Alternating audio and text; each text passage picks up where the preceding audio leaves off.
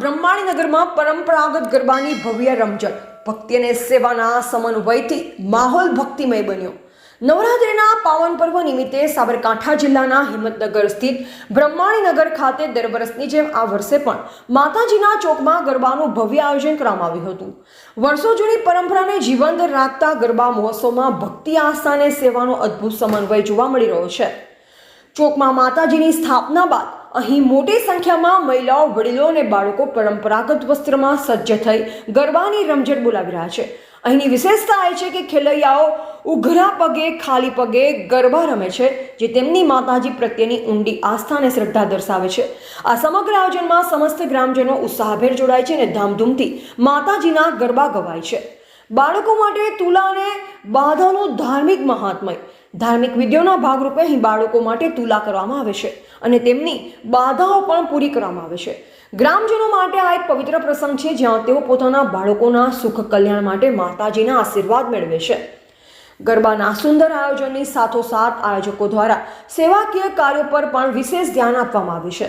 આ પાવન પ્રસંગે આંતરરાષ્ટ્રીય હિન્દુ પરિષદ અને રાષ્ટ્રીય બજરંગ દળ દ્વારા ચોકમાં તબીબી તપાસ કેમ્પનું પણ આયોજન કરવામાં આવ્યું।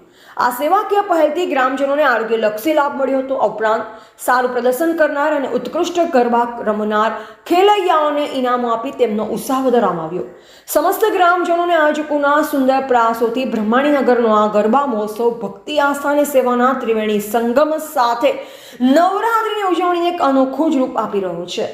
એવા રાજકમલસિંહ પરમાર, ભારતની સ્મિતા, સાબરકાંઠા।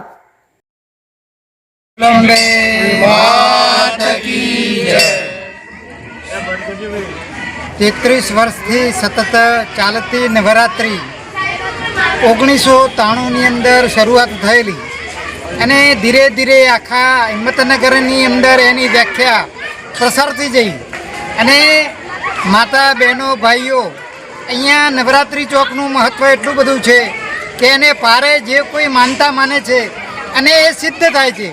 એના કારણે અહીંયા તોલવાનો પણ, બાળકને તોલવાનો પણ રિવાજ છે।